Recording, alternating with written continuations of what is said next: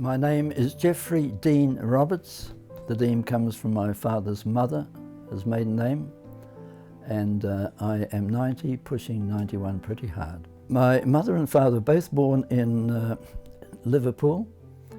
My father's, of course, Roberts is as Welsh as the Leeks, and so he was Welsh descent, and my mother was English.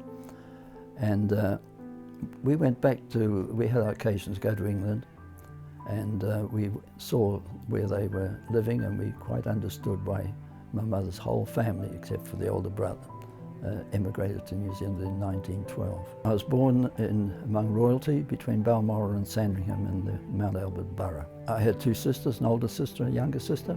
Older sister was 2 years older, younger sister was over 4 years younger. So I was closer to my older sister than my younger sister. I was born just before the Depression, 6 years before the Depression, and so I was conscious of that and conscious that my parents went through a tough time to bring us up. My father lost his job, and so we were on a very strict economic budget. But things were different in those days. We didn't have television, we didn't have all the gadgets, the computers that kids have these days, so we made our own fun. We played in the street, there weren't so many cars around, and we had fun. Well, apart from school, which at the primary school I think I did quite well. I was one of the top students. I was very good at math, and I loved history, geography, nature study, and PE and things, and sport.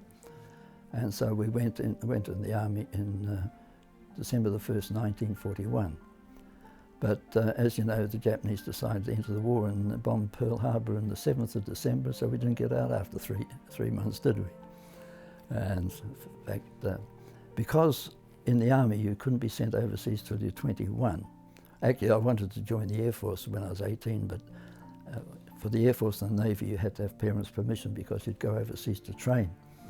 And they refused. The dad had been wounded in the First World War, and I guess my mother didn't want me to go, so stuck with the army.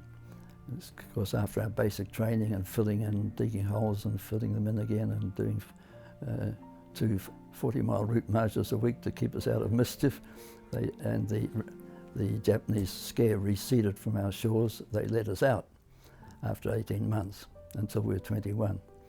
So then I went to Teachers College and university. There are some things I would have changed in my youth. I would have studied harder at high school, and it wouldn't have been so hard at university. But through diligence, I managed to catch up, I'm sure.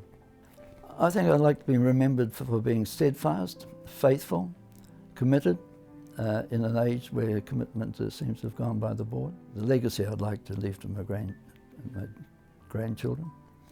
First, particularly to the boys who are rather like their grandfather and not very academically minded, that they knuckle down and do well at high school. I have regrets about not studying hard, and I certainly don't have regrets about marrying Joan. She's been a wonderful, complimentary, supportive helpmate. She's been with me all the way. She's been multi-talented, multi-skilled, multitasked, and I couldn't have done what we've done without her help.